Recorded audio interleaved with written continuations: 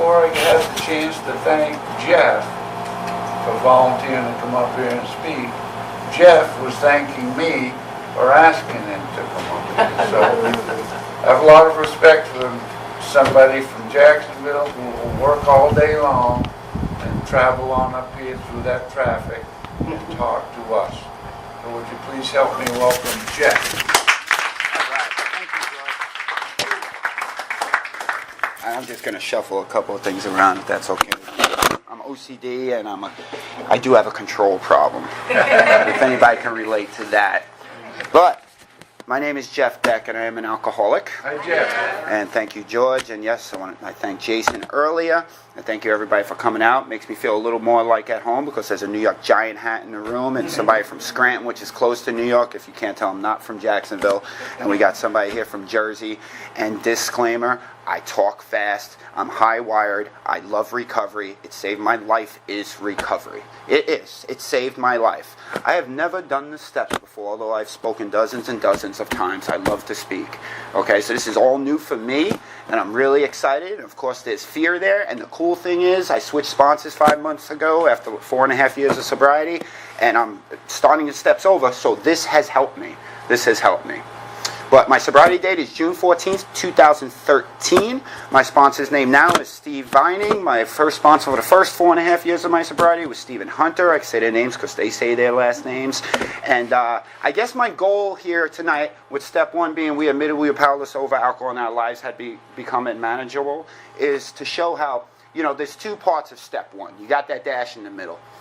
I got the second part before I got the first part. I wasn't able to admit that first part until I really realized that my life was unmanageable, if that makes any sense. Okay, but we're on a 10-week journey here, and I've got a long story, and just like everybody else. So tonight, obviously, it's that step one drunk-a-log kind of thing. So I'm going to tell you guys my story, and I hope that you guys come back every week and you hear the rest of it as I take, as I do my best to share my experience on how I've been through the steps. Because it's how I've been through the steps.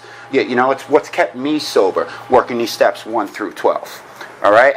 There's something I do every single time before I speak. There is this other meeting out in Jacksonville. And at the beginning of that meeting, it's the James Gang meeting on Thursday nights, I believe, at 7:15. They have a different chairperson for that meeting, and what that chairperson has to do is he has to speak for 2 minutes before the meeting starts to qualify himself as to why he should be chairing the meeting. Why is he an alcoholic? And I love when they do that because I immediately get to know who the chairperson is a little bit. So I like to do this before I speak every single time, and it just so happens it has to do with the unmanageability part of my alcoholism. So bear with me on this, please. Steve's Super Deli, Petroleum Tank Cleaners, Ragtime, Coconuts Music Store, Macy's, a bowling alley cook, Walking Chinese Menu Delivery Boy, Metal Factory, ABC Carpets and Home, Gracious Homes, Wildfire Roofing, Landscaper Twice, 9X411, Transportation Security Officer for the Transportation Security Administration at JFK Airport. They stuck me in Terminal 4, which was the Spanish terminal. I don't know why. All I knew how to say was zapatos, please, meaning shoes, please take your shoes off. Okay? I worked at the Concord Lounge before they took it away as a server at JFK Airport. Copy Center in Manhattan, Dancing Dory Children Clothing in Long Island, Shanghai Tang Clothing on Madison Avenue. I was a college janitor, I don't remember the name of that college. Bargain Town Beer Distributor twice, Liquor Town USA twice, 57 Wines and Spirits, Schumer's Wines, Union Square Wines and Spirits 3 times. You guys getting it, right? Okay. I was a bartender twice, obviously. I was a busboy. I was a waiter. I was a parking lot attendant. I was a security guard. Page 2. Guys, you can get with me after the meeting about this one. I was an escort driver. All right? I'm an alcoholic, but I'm also an addict to a sense. So obviously I did something there and I sold weed. NBC Universal Store in Manhattan, Men's Warehouse, Dwayne Reed, New York Met Clubhouse, New York Yankee Clubhouse, after school programs 3 times. I was a carnival game operator. 10 positions twice. My first job here in Jacksonville, a Walmart door greeter. People hated me. Their coming inside. I'm saying, how you doing? How you doing? How you doing? And I'm being serious. Somebody complained to management saying, oh, we got this guy at the door for you. He's supposed to be saying, welcome to Walmart. He's telling me, how am I doing? This ain't a mafia movie. Like, they had to come up to me and tell me, you got to calm down a little bit. Needless to say, they made me a shot pusher in about a week or so. That suited me better. I didn't have to talk to anybody. At that point, I was still drinking, so I hated everybody. I was a glass salesman. I worked at Aldo Shoes in 2 centers here in Jacksonville. Gator Office Products, temporary substitute teacher. I was a permanent substitute teacher for a year. Mike Leggett, carpentry and home repair. I was the head middle school basketball coach and assistant varsity basketball coach at Episcopal Christian Academy in Jacksonville. I was the head junior varsity basketball coach and assistant varsity basketball coach at Duval Charter at Bay Meadows in Jacksonville. I worked for Team Up twice, Sparkles Pressure Washing, and then I got into recovery, and I got a job at the River Region Rehab Center as a BHT, and after 5 months, they made me the manager of River Region. I was there for a year and a half. And then the Java Club, which is in Jacksonville, Florida, they came calling my name. And that's my home group. That's where I got sober, and I've been there. August 14th was just a year, and I'm the executive director of the Java Club. I run the place. We got 2 halfway houses there. I got 13 guys to look out for there, and it's just a blessing. So I doubt if anybody was keeping up with me, but I wrote it down. That's a total of 52 jobs, including going back to the same place of employment a total of 10 different times since I've been 18 years old. I'm 41 now, so in 23 years of employment, I've had a grand total of 62 job opportunities. I've been fired once.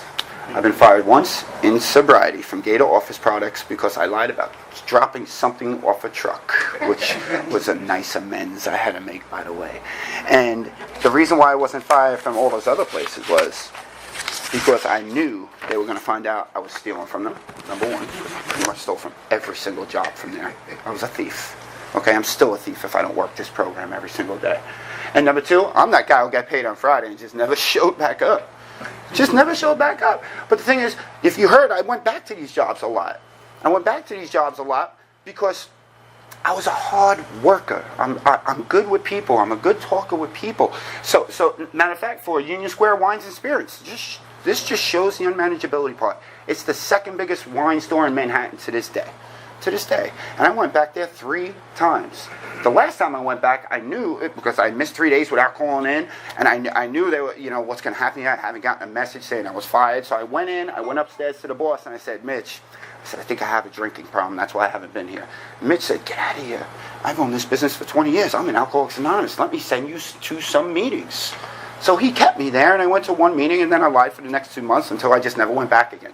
I mean, that's just pretty much, the unmanageability, the insanity, the doing things over and over again, thinking that things will change. And you know what? When you work in New York City, if there's people in New York City who say there's no jobs, you know what I call on that. Okay, you could get a job anywhere if you're willing to work. But anyway, I was born in 1977 in Queens, New York. And I have a younger sister you're really not going to hear much of. She's 11 years younger than me, but my brother is, he's 13 months older than me. We're not speaking at the time. My side is clean now. We'll get to him as we go through the weeks of the steps. He is the complete polar opposite of me. He is a total introvert. He is a former Marine. He is a detective at 1PP with the detective haircut, the detective mustache, and the detective snarl, let me tell you. Okay? So, yeah, that's him. But my earliest childhood memory is my dad. You're going to hear a lot about my dad over the next 10 weeks, especially when we get to 8 and 9 and 4 and 5. He was just mean, man. He was 6'5". He was over 300 pounds. He wore a size like special ordered 16 CBD, something kind of shoe that he had to get ordered to him. And all he did was yell, degrade me, my mom, my brother, and beat us. Beat us terribly. To the point where there was times when I was the kid who was hiding under the kitchen or living room table, and he would come home, and there was once I watched him slice my mom's arm with a pocket knife. And we lived the steps were 13 steps from where you came in the front door to the second floor, because we were on the second floor, and there were wood steps. And my dad was a big dude, so creak, creak, creak. It could be like 4 in the afternoon, and I'm home from school, and I hear those creaking noises, and I would play like I'm sleeping, taking a nap, or grab my stuff real quick. I'm going outside to play, Daddy. I just didn't want to be inside. I was in constant fear. I was in constant fear all of the time. You know, and let's get to my first drink real quick here. I was about 5 years old. And my mom's dad, my grandpa Harry, was an alcoholic. He passed away not of the disease, but I'm sure it had something to do with it why he passed away a little early. We used to have Sunday dinners at my Nana's house and Grandpa's house, and he would be the cook, and we sit in the kitchen, and you have the kitchen here and the living room, the dining room area here with the old school dining room table, and he would put us on his lap, and he had this beard, I could feel it now, he'd rub his face against my beard, and he had these short bottled Budweisers, you know, like real heavy, and he gave me a sip. I could taste it, and I remember how that tasted. And I would always be like, Grandpa, can I have another sip? Can I have another sip? And he would give me, and my Nana would yell at him. Here's the thing, though. I realized that when my grandpa was drinking beer, he would pee a lot. Imagine that. And the bathroom was right there. What I know now is this is what the doctor's opinion talks about, that obsession. I had that obsession when I was 5 years old. I believe I was born an alcoholic. That's my belief. I believe that I was born with this disease. I could remember 5, 6 years old, going back home for the week, waiting to go to that Sunday dinner with all the cousins and the brother, so my grandfather would put me on his lap and waiting for him to go into that bathroom, and I would go in the dining room when he didn't know I was there. I was waiting for him to go to the bathroom, so I could run out there, take a little sip, go right under the dining room table. 10 minutes later, run out there. This is 5, 6 years old, you know? So that was my first sip. I never got drunk, but I'm saying that because of that obsession, of what we learn in the doctor's opinion, that phenomenon of craving, which I'm kind of thinking about during the week, which is, you know, it just started, I guess, my insanity as a young kid, because I got the fear. I don't know at the time, but I'm going to have alcoholism at some point. And then I would go home, and things were always, always, always bad. I'm a Catholic schoolboy, born and raised, kindergarten all the way up until my senior year of high school. There was a couple stops in public school in my high school career. I'll get to that. And in 3rd grade, St. Benedict Joseph Labre Catholic School, they had a sports program, CYO, Catholic Youth Organization. And I got enrolled right away. There was indoor soccer, there was outdoor soccer, there was basketball, and there was baseball. I was always the biggest kid in the class. I excelled at all of them immediately. And from 3rd grade to 6th grade, I was the best player, especially in basketball and baseball. It was my outlet. Whenever I was on that court, whenever I was on that field, I wasn't thinking about being hit, being yelled at, being degraded, being at home with my father. He was always at the games. You know, he was that crazy parent in the crowd, yelling. You know, but I was still doing what I loved. So, you know, I knew he wasn't going to run on the court and throw me down against a wall or anything. But the weird thing is, around 5th grade, he said, I'm going to get involved, and he joined the youth council there at St. Benedict Joseph Labre, and he became my basketball coach, and he became my baseball coach, and he became my outdoor soccer coach, and he started running the indoor soccer program. So I had no more outlet there, because now, even though I loved the game, I loved playing, there was that fear when I was playing at all times. So now I'm living in fear, and the one thing that I absolutely loved, I wanted to go to school because I didn't want to be at home, you know, and I always got the good grades as well. So it was 1988, and I was 11 years old, and my dad needed a kidney. If you know anything about kidney transplants, it's very, very tough to match up with somebody. My dad's whole family got tested, and nobody, matched him. So my mother, who's suffering years of this abuse from him, went to get matched up, and my mother matched up perfectly with my father. And my mother saved my dad's life by giving him a kidney. It was first ever wife-to-husband kidney transplant in the history of Queens, New York. It was in the papers. It was in our church. When that occurred, my brother and I went to stay with my dad's parents, my grandma and Grandpa Al. And while I was there, I was forcibly touched and forced to touch another male in the family. And I remember the next morning when I woke up, that male looked at me. It's scary now. And I've worked through it, but, thanks for last night. And I'll never, ever forget that. Ever forget that. And I've forgiven that person since then. I've forgiven him. But that, these are all reasons why I drank, by the way. I'm telling you guys all this because these are all the excuses why I drank. My mother didn't leave my father. My brother got more attention than me. My sister came along, so I got less attention. Catholic school, I was touching appropriately. My grandfather put me on his lap. He gave me a beer, so it's okay. And 8th grade rolled around, And I had a choice to go to 3 different high schools, and of course my father chose the high school for me. And freshman year, I went to Monsignor McClancy Catholic all-boys school in Queens, New York, and I totally started excelling at basketball more than any other sport. I was the 6th man on the team, and things were going fantastic in school, straight A student. My dad decided to start up an outside, what they call like an AAU team. So he started up this team with this guy named Vincent Smith. Vincent Smith's brother is Kenny Smith of the Houston Rockets, who's on NBA on TNT now. So Kenny would come down, and he would bring, like Kenny Anderson would come down, who's at Malloy, and these guys, Robert Wordan, and Kenny would come down, and they would play against us. All these great college guys would come and practice against us, and we went on trips to Alaska, Hawaii, and we were playing in Harlem, and all this other. I went to camps in Iowa, invited to a 5-star basketball camp, which is like the biggest basketball camp you got to be invited to. And sophomore year came around, and I was the starter on the team. But I got an offer from Governor Duma Academy in Boston, Massachusetts, to come visit them and possibly go to a high school there to play out the rest of my high school year. So my dad took me. They only offered me half a scholarship. We couldn't afford the rest, so I didn't go. So when I came back, my JV coach found out about it, and he stopped playing me, and my dad got really, really pissed, and he ripped me out of Monsignor McClancy and gave me my first dose of public school for the last 2 months. Let me tell you, you public school kids are crazy. Man, this building, Richmond Hill High School, home of Phil Rizzuto and Cindy Lauper, by the way. It was 3 stories high, and I'm not exaggerating. Kids were throwing books out these windows, man. It was crazy. And now I go from an all-boys school to a boy-girl school, so now my eyes are like this, so now I'm not concentrating. I got the worst semester of grades ever. So I got invited to 5-star backcourt camp between my sophomore and junior year. And when I was there, the varsity coach of Monsignor McClancy, the Catholic school I was just taken out of, was there, and I got somehow put on his team. And he said, "What happened, Jeff?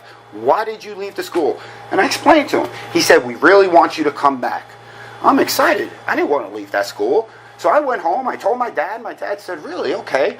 And he put me back in Monsignor McClancy Catholic school. At this point, I'm starting to get letters. I'm starting to get a couple of Division IIs, low Division IIIs. So I start playing my junior year, practicing, I should say, and I noticed something. I'm not on that first squad in practice. I'm not on the second squad in practice. I'm on like the 3rd squad in practice.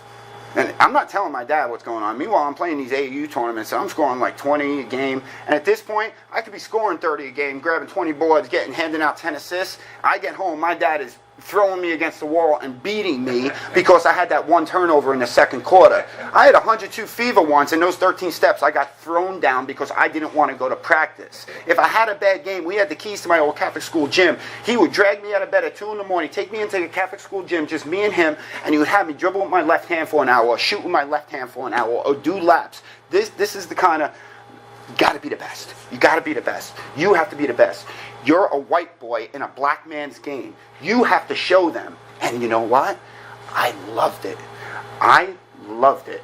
Okay? I didn't like him yelling at me, but I loved the challenge. And, it kind of made me my work ethic as it is today, what I know. All that hate from my dad is gone, and we'll get to that later in the weeks.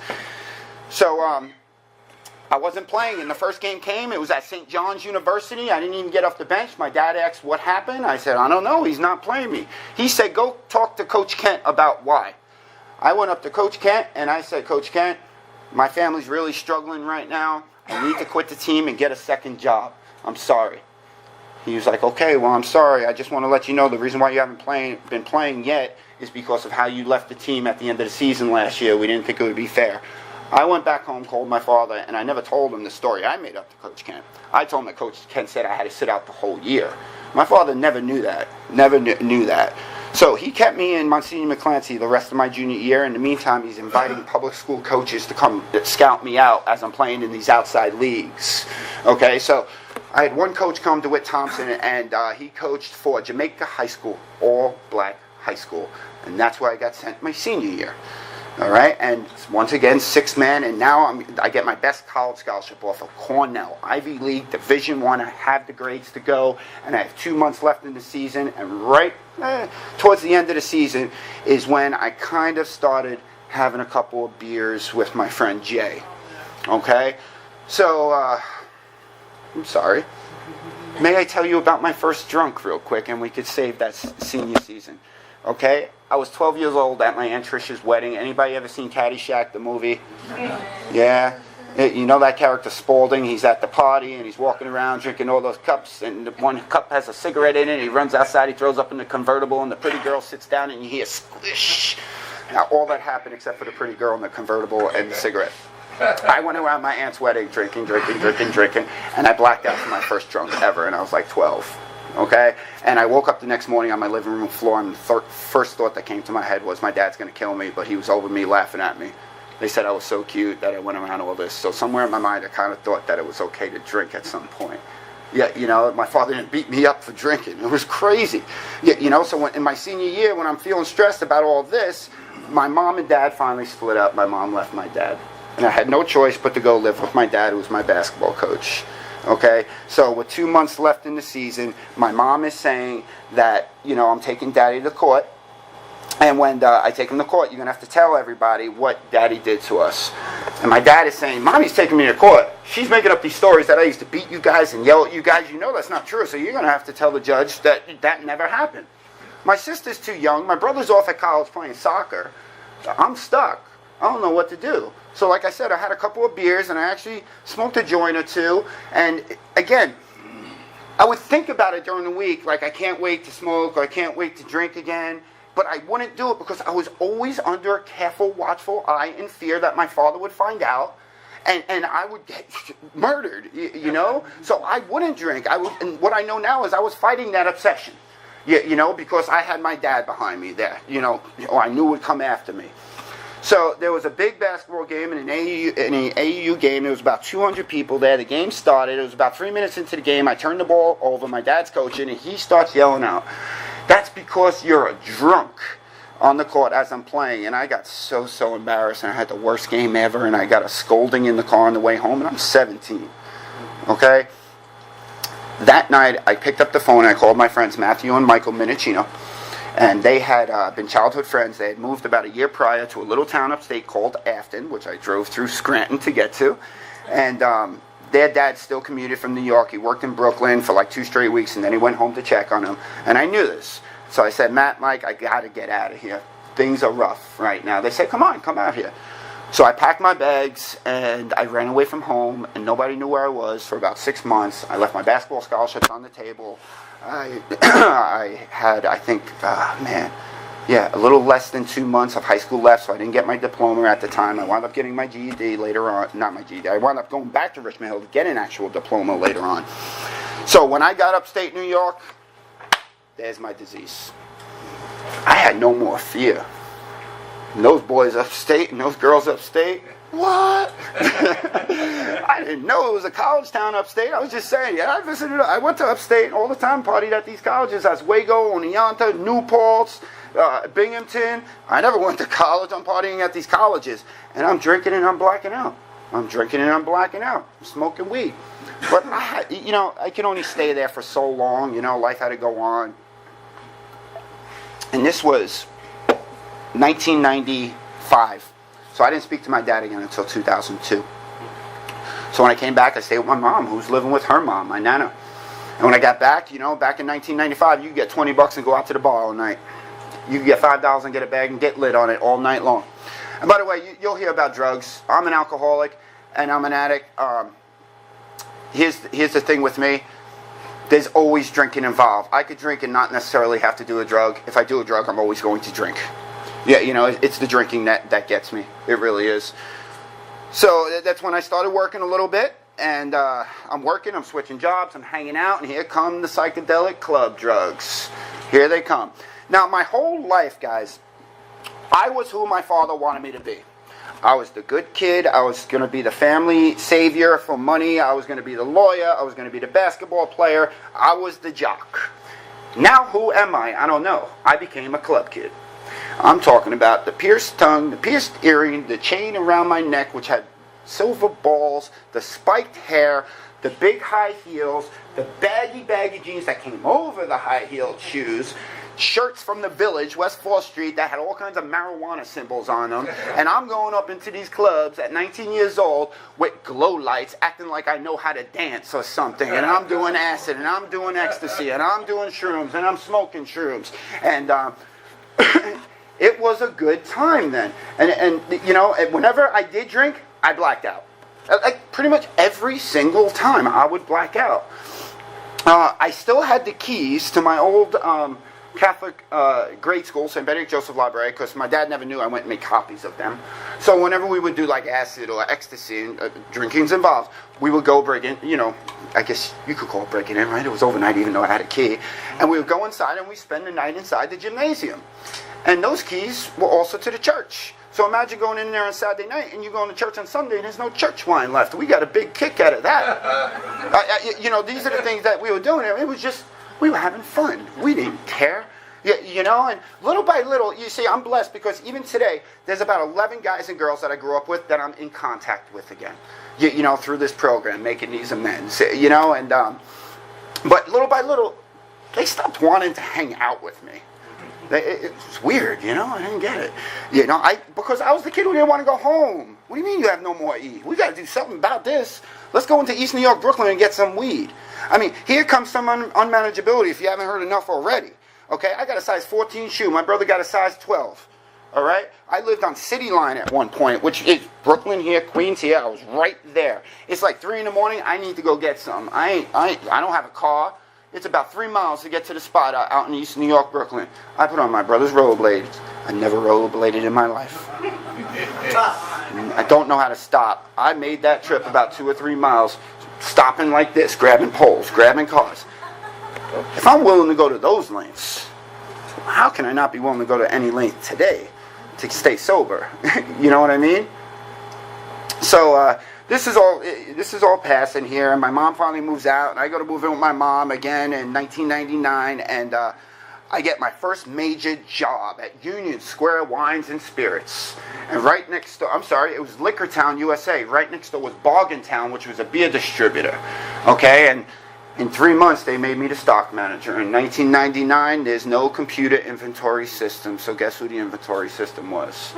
So if I order 10 cases of Jack Daniels and I order 20 cases of Budweiser, only 5 cases of Jack Daniels are showing up and maybe about 12 cases of Budweiser because the rest are going in my trunk and I'm selling them for 25% of the case at these local bars. So now I'm getting paid $10 an hour to work 50 hours a week, okay? And now I'm selling all this liquor and beer to all the local bars. And you don't think I'm going to go to those bars that I'm giving a deal to go drink so I'm not paying for drinks there? And I'm not paying my mom a penny rent the whole time. The whole time.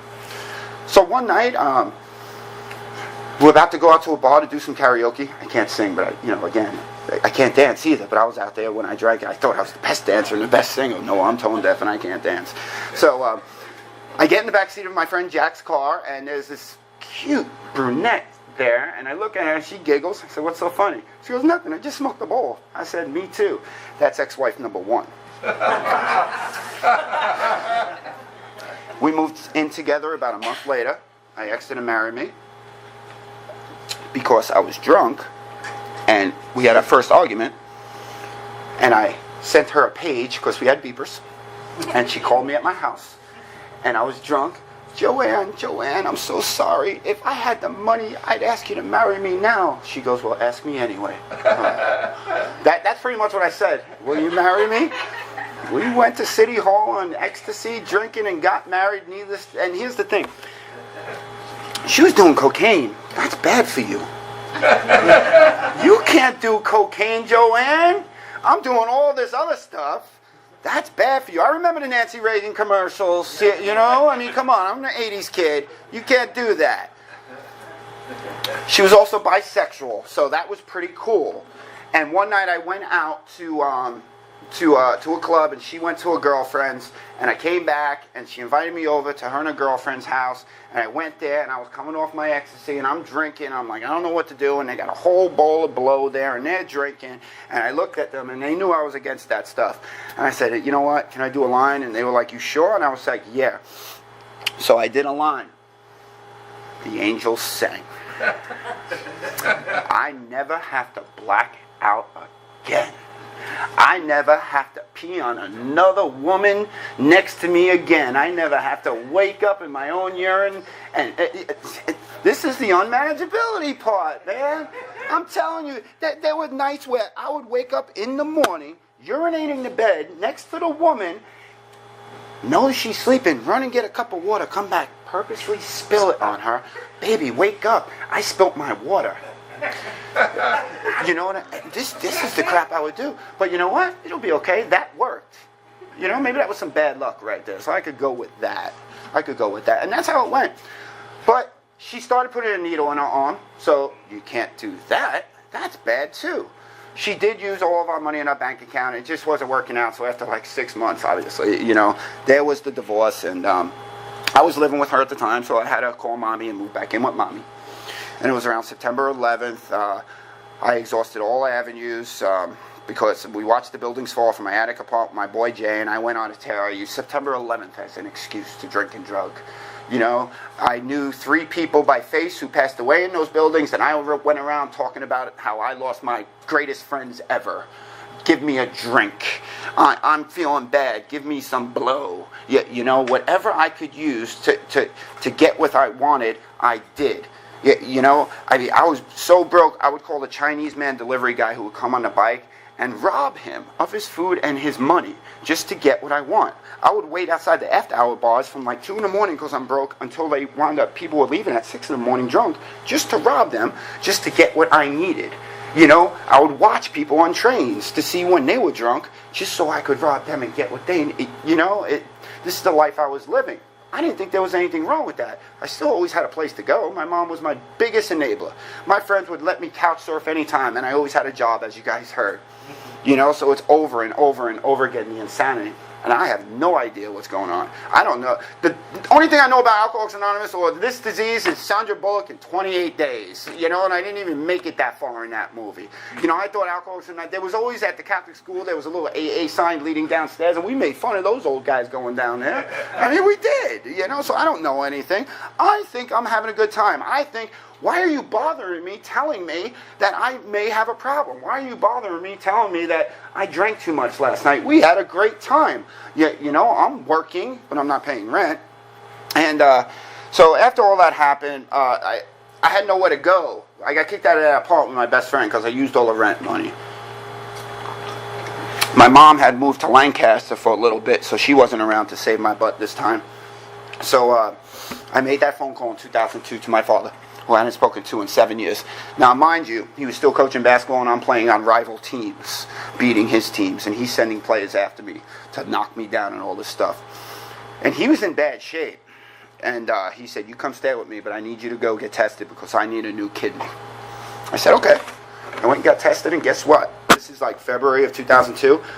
I match, and I'm ready to save my dad's life in December of 2002. So from February until the beginning of June of 2002, he knows that something's up. He knows I'm doing blow. He knows I'm drinking. He's running these carnival games. You guys heard I was a carnival game operator. He can't get out there. He's lost like 6 toes. I'm cleaning him out because he was diabetic, high blood pressure. And one night, it was the greatest night I ever had with my father. Some people don't like why I say it, but he said, Jeff, take me to your guy. And I said, what are you talking about, Daddy? He goes, you know what I'm talking about. I said, okay. So I took him to my guy, and the name of my beer, my bar at all places was called Cheers. It was weird. And we went there, and my dad and I did lines and drank together the whole night, and it was the greatest night I ever had with my father. Okay? But the time had come. My boy Jay was coming down to Florida with his parents, and he asked me to house sit, and I was working for the Concord Lounge now. So I went and picked up that last check. I didn't tell my dad I was going to house sit Jamie's house, and I left my father there in the beginning of June. And I went to Jay's house, and I partied for about 8 straight days, and I stole everything out Jay's house, from the food to the cigarettes to the money. Had people over that house, and I knew I was screwed, man. My dad sent me an email on a Wednesday. And it said, Jeff, call me. I didn't call him, and it was a Friday now, and my brother was coming back from Camp Lejeune in the Marines, and I said, Bob, I have a problem here, you know, can you come help me? I think I have a problem drinking in this. I didn't mean it, I just need help out of it. He said, sure. We'll come replace a bunch of stuff. We'll talk to Jamie's parents when they get here on Saturday, but we'll go home and talk to Daddy, and I'll take you to Camp Lejeune, North Carolina. You can stay with me. I said, great. He picked me up and went to my dad's house. We went inside and we smelled something, and we found him dead in the bathroom. Okay, he had a shirt over his head. It wound up being a heart attack, they said, but I lost it immediately. I was on a run for like 7-8 days. My brother gets on the phone with the ambulance. I'm crying. Wait a second. My dad doesn't have a bank account. He keeps his money into that mattress and in the drawer. Oh, I took whatever $1,300 and change was there, and I got immediately on the phone with my father. And until 2 Christmases ago, I had no idea where my dad was buried, even though I went to the wake and funeral. And I wound up going to Camp Lejeune, North Carolina with my brother. I was there for about 3 weeks. I robbed his ass. I left. I was homeless in Times Square. I called a basketball coach. I went to his house for a couple of weeks. I robbed his ass, called another basketball coach, left, robbed his ass, called my friends, robbed his ass. I had nowhere else to go. My mother was around. She took me in again. And still to that day, never paid a penny rent. And it's around 2009 now, and this is the same behavior over and over, the unmanageability of my drinking and drugging career. And at 2009, I'm 32, and I still think I'm going to be an NBA basketball player. I'm playing in these adult leagues, and I take a three-pointer at Christ the King High School, and I come down, and pop, I tear my left Achilles tendon. And it was 2 days before Thanksgiving. I had surgery 2 days after Thanksgiving, and they gave me painkillers, which, lasted about 20 hours. And it was snowing, and I'm like a day or two after surgery, waiting for my mommy to leave to go to work, and I'm on those crutches in the snow. 2 days after Achilles tendon surgery, going to the liquor store. And I discovered Facebook. More angels are singing. Because I'm bedridden for 30 days. Even though I could get up, I'm having my mom take my urine to dump it out. Okay? And I'm friending everybody, telling everybody, oh, I'm doing great. And all this other stuff. And I friend this girl, Kathleen, and she was in Catholic high school, Catholic grade school with me from kindergarten all the way up until 8th grade. She says she lives in Jacksonville. She's in nursing, OBGYN office. And she goes, when you feel better, this is like middle of December, when you feel better, why don't you come to Jacksonville and visit me? Even if you got that, the leg problem, I know how to help. I was like, I feel better. I was like, but I'm not working because of this. I really can't afford it. I'll buy you a ticket. So in the beginning of 2010 of January, I jumped on a plane. I came here for 2 weeks. I stayed for 2 months. I went home. I packed my shit. I've been here ever since. Ever since. I conned and manipulated my way into my second ex-wife. You'll hear about a third ex-wife at some point too. Okay? Because relationships is a problem. Okay? So, immediately it's hot and heavy. She doesn't know what she's getting into. I'm drinking a lot, and I'm telling her I'm just in pain. I'm drinking. That was the excuse, but eventually my leg got better, and I wound up moving here in April of 2010, and got a couple of jobs, and I knew that she was going to kick me out. I knew it. It was coming. So I had this grand scheme. I said, it worked once before. Let me do it again. Hey, Brett. Brett, it was my old stepson. He was about 10, 11 at the time. This is 2012. I said, I'm going to ask your mom to marry me tonight. I want you at the dinner table. Because my plan is, if I ask her to marry me, she'll see I'm serious. Even if she says no, she'll be happy that I asked her. So she's not going to kick me out. Because at this point, I'm leaving for hotels, too. I'm leaving for hotels. So I asked her to marry me, and she said yes. So we have a wedding scheduled for November of 2013. My pride and joy, my only child, Ashton, was born July 19th, 2011, and I almost missed it because my ex-wife was admitted to a hospital 2 weeks, for 2 weeks with preeclampsia, and he was going to come early, and he held out, but for like 12 straight days, I went out and partied. I never visited her. Never. I got there just in time for the C-section. Just in time. And she kept putting up with me. So, it was December 30th, the day before New Year's Eve of 2012. We took a trip back to her family's. They had lived in Jersey now. And I started drinking. And I didn't stop drinking until January 23rd of 2013. All the way from Jersey to Jacksonville. And I took off on my family yet again.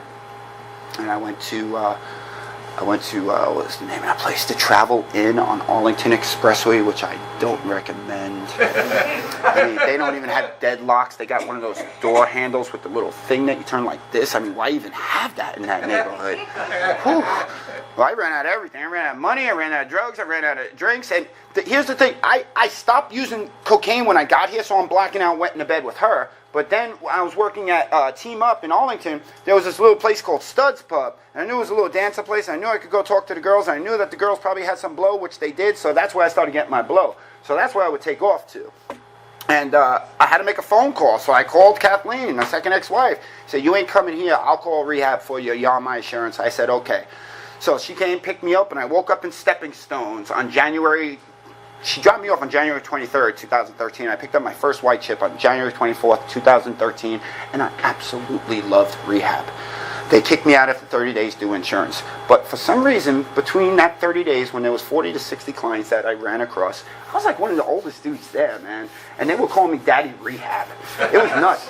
Now, I always kept in shape when I was drinking. You know, I wanted to keep in shape, that ego. You know, I was always the most popular kid in school. I was the athletic kid. I was the, you know, most likely to succeed, most handsome, most athletic. You know, I was the leader of my friends. Everybody looked up to me until they saw that I had a problem. They didn't want to hang out with me.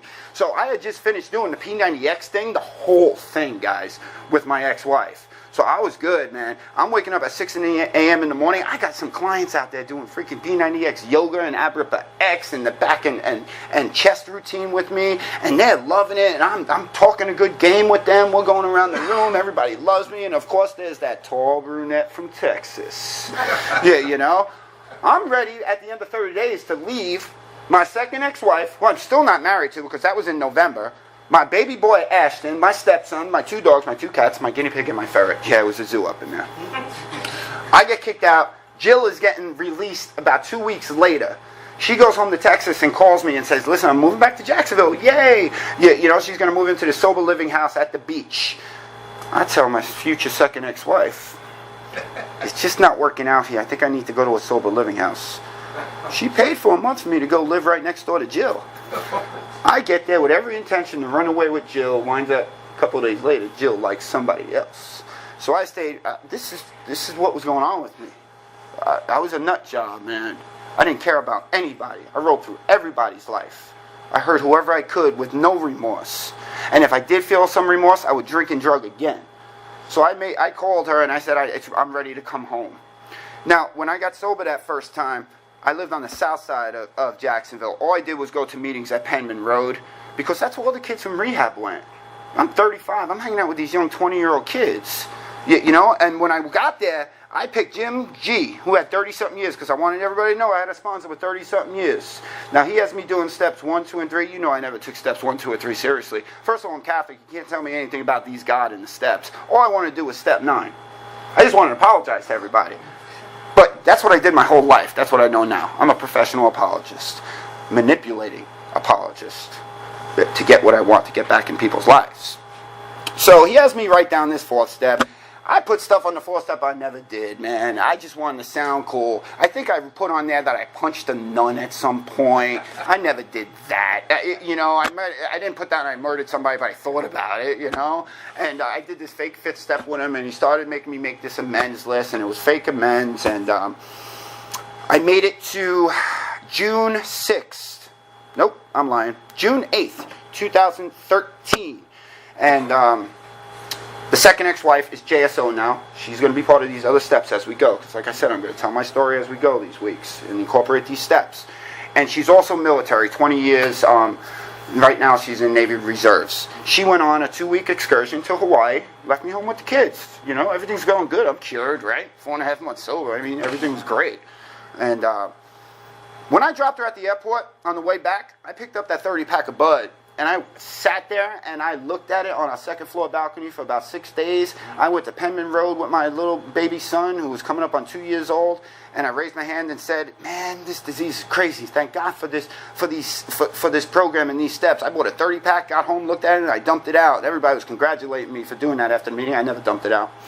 I mean, I was going up in meetings with, you know how at the beginning of a meeting, anybody want to start a topic, having trouble staying sober, you want to share? I went up at the Penman Road busy Sunday meeting, like over 100 people. I said, this program is working great, man. Let me tell you what happened to me last night. I ordered a bunch of wings from TGI Fridays. I get there, and they're trying to tell me they ain't got my wings. And I'm arguing with the waitress. She goes, sir, are you sure you ordered from TGI Fridays? I was like, no, wait a second. I ordered from Buffalo Wild Wings. So I'm at the wrong place. I'm so sorry. So I said in everybody in Penman Road that this program's working great. I was able to immediately apologize and see where I was wrong. Everybody came up to me after the meeting. You're working a great program. What's your name? That story never happened. I went in there and lied about that whole thing. This is what I'm doing. I'm not taking step one seriously. I still have these reservations. I can't wait to get married in November of 2013, because by that time I'll be 10 months sober, and I know I'll be able to tell Kathleen that, hey man, I'm good, 10 months, let's drink. So my whole goal was to get to November, and November 9th, because that's 9/11 backwards, that's the day we had gotten married, and have a drink. I had that reservation. I wasn't looking at this unmanaged. I wasn't listening to anybody. I mean, I was getting these nuggets that I know now that I had. You know, and needless to say, came back from that meeting where I shared that. I stopped to get some Chinese food for the boys. And I walked into the liquor store, got a half a pint of E&J, put the boys to sleep, and I put that E&J in my mouth. I swished it around. I swallowed it. And all I know is that the fire department was knocking on my door 6 days later. I don't know how I bathed my son. I don't know how I drove him to daycare every day. I don't know where my stepson was. I know I was driving around and I had people coming over the house dropping off blow here and there for me to stay awake, and I'm crashing on. There's poop all over the floor from the dogs. I know that the ex-wife knows she had to get permission to leave Hawaii early to come back from a Navy excursion. She's coming back. I dropped my son. Now I'm scared, you know. I dropped my son off at the neighbor Holly's, who's in the amends process, which is unbelievable, and we'll get to that in the upcoming weeks. And her friend picks me up and she drops me. She drops me at Shands, and I woke up a couple of hours later with 3 IVs in my arm. And I'll tell you now, that was the first time, because I did have my ears open, that I kind of admitted step one. Kind of saw that there was some unmanageability there. Kind of saw that, you know what, maybe I do have a problem with alcohol. If she lets me back in, I'll do something different. She lets me back in. I pick up a white chip after she nurses me back to life with like pea soup and Pedialyte. And on June 14th, 2013, I went out to the Orange Park group because, you know, I'm coaching basketball at this time, so I don't want anybody to know I'm an alcoholic. You know, like everybody's going to know or something. And I went out to the Orange Park group, picked up that white chip, told everybody what happened, and some old timer said, I don't ever want to see you back at this meeting at Smith Street. You're running from your neighborhood. It was the greatest thing he ever told me. I hated him for it at the time. Because the next night, I went to the Bay Meadows group, and I met two of my friends, one of my best friends, who you'll hear about later on, Gene. And they took me over to the Java Club. And there's picnic tables there, and there was a group of guys there. And I just fit right in. I fit right in, and over the course of the next 5 months, I still didn't do this right. I went through 4 sponsors over the course of the next 5 months, doing what Dan Brown at the beach calls the foxtrot, the 1, 2, 3, the 1, 2, 3. But still not being fully admitting step 1, 2, or 3. I'm not. I was sick. I was sick of Alcoholics Anonymous. I hated every single one of you. I was irritable. I was restless. I was discontent. These things that I know now, I didn't know then. I quit Alcoholics Anonymous on December 14th, 2013, when I purposely sat in the back of the room, walked up to the front of Java, picked up the yellow chip to show everybody I was cured. I think I even did this as I'm walking away. You know what I mean? Oh boy. And I didn't come back to Alcoholics Anonymous for close to a month. And within that month's time, I didn't drink, I didn't drug, obviously, because that's my sobriety date, June 14th, 2013. I started watching a lot of YouTube. Anybody know who Bat Dad is? You ever see those Bat Dad videos?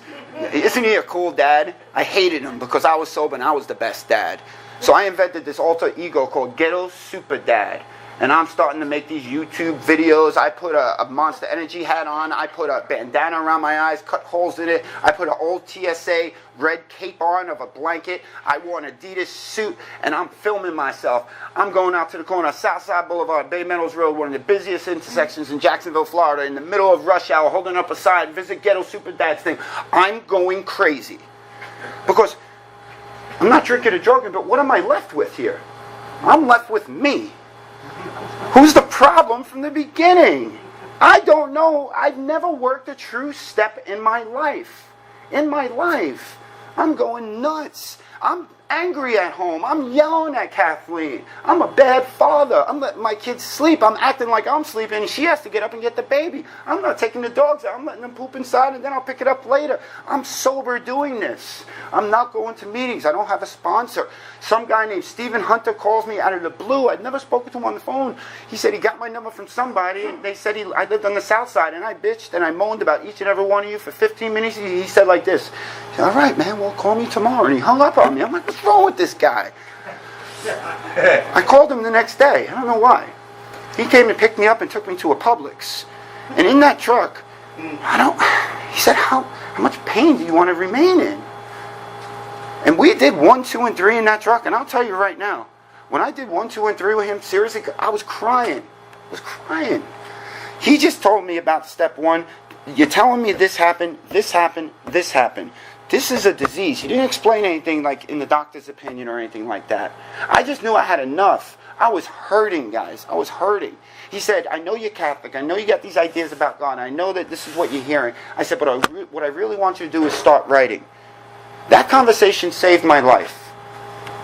And when I started writing, we started looking through the book. I know I wasted a lot of time. I had stuff in this book I wanted to read. The doctor's opinion saves my life all the time. It was one of the biggest things that helped me in the beginning of this. Because if you guys understand something, I'm the guy who thinks he has it all figured out. You can't tell me nothing. I'm the smart guy. I'm that educated guy it talks about in the book. And when we get into the doctor's opinion, I finally had an answer to what was wrong with me. I finally found out what was wrong with me. I have a disease. I have an obsession. And once that physical obsession was gone, it was up here. It was up here, and I didn't know what to do. If I take a little drink or a little sniff or a little pill of this, that allergy, that phenomenon of craving kicks in, and I'm off to the races every single time. My life becomes unmanageable. Every single time. I had to admit that I was powerless and I couldn't handle this. I couldn't do this. And every single morning when I get up, my first thing I do is I get that coffee and I get those 2 cigarettes, and I'm trying to practice getting on my knees for my prayer, and it's very, very difficult to remember in the morning, but I go outside for a good 10, 15 minutes, and I start my prayer and meditation process, and I read some stuff, and that's steps 1, 2, and 3 for me right there, especially step 1. And I'm blessed to be working where I work, to be able to see people not quite at step 1, and also at step 1, because it reminds me where I used to be in my disease and in my life. It reminds me every day, and I'm just blessed to have that job. And in the upcoming weeks, you're going to find out how I got that job. And next week, we're going to talk about step 2, because even though I sat in my first sponsor's car, and we went through 1, 2, and 3, and 1 is what I took serious. He said, hold off on 2 and 3, and again, this is just my experience. He just wanted me to start writing. And that's what saved my life. That's what saved my life. So I'm out of time. I'm sorry I couldn't get to some of the literature that I had down during the weeks. I'm sure that's going to apply as well. I hope you guys got something out of that. Thank you so much.